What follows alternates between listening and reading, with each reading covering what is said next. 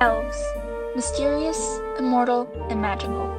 From the shadowy forests of Norse mythology to the grand kingdoms of the Lord of the Rings, elves have fascinated and inspired humans for centuries.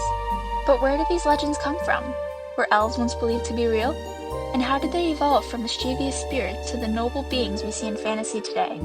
Let's uncover the truth behind the elves.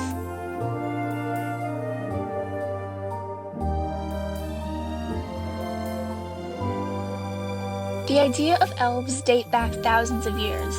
Some of the earliest known mentions come from Norse mythology, where they were called Alfar, powerful, supernatural beings who lived in Alfheimr, a mystical realm ruled by the god Freyr. In these early myths, elves were neither fully good nor fully evil.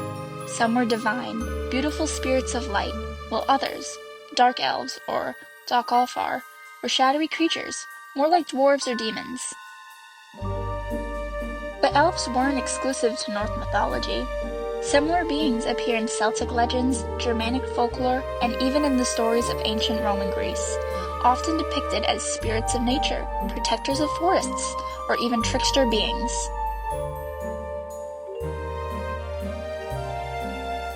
As Christianity spread through Europe, the image of elves changed.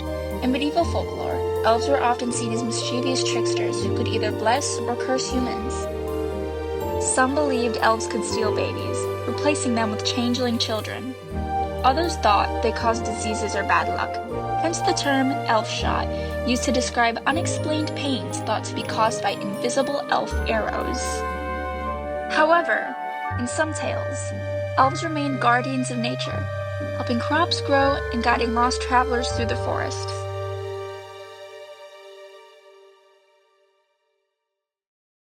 Elves weren't just stories. Many people truly believed in them. In places like Iceland, belief in elves, known as folk, or hidden people, is still common today. Some Icelanders even alter roads or construction projects to avoid disturbing elf homes. In Germany and Scandinavia, old folk traditions included offerings to elves to ensure good fortune.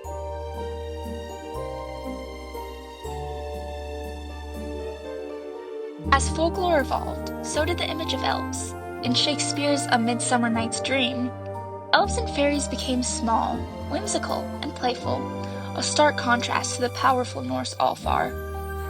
By the 19th century, elves became more like the tiny, magical creatures seen in Christmas stories, helpful but mischievous assistants of Santa Claus.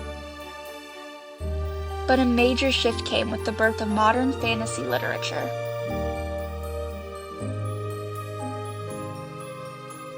In the 20th century, one man redefined elves forever. J.R.R. Tolkien. In The Lord of the Rings, elves became immortal, wise, and noble warriors, closer to the majestic Alfar of Norse myths. This version of elves influenced nearly every fantasy story that followed, from Dungeons & Dragons to The Elder Scrolls, The Witcher, and Warcraft. Elves were no longer tiny, mischievous creatures.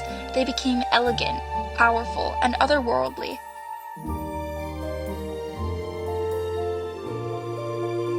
Today, elves appear in books, movies, video games, and even Christmas traditions, but their depictions vary widely. High elves, The Lord of the Rings, wise, noble, and near divine. Dark elves, The Elder Scrolls, D&D, often sinister and warlike. Christmas elves, the elf on the shelf, the Santa Claus, playful, mischievous helpers. Elves as oppressed beings, The Witcher, Harry Potter, representing real-world struggles. From noble warriors to comedic sidekicks, elves have adapted to fit every era.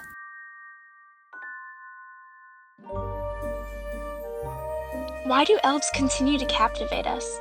Perhaps it's because they embody the unknown, mystical beings that exist just beyond our world.